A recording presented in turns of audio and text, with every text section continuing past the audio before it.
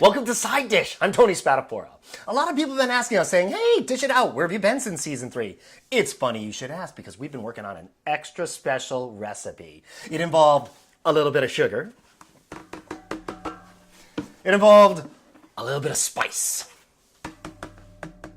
It involved everything nice.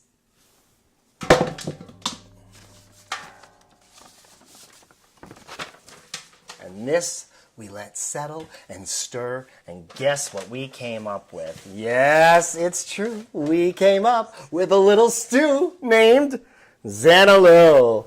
Say hi. Our latest dish chick and our Xana stew has made it in time for season 4.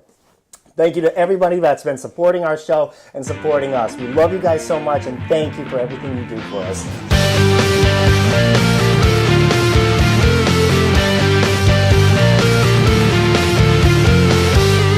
Ha ha ha!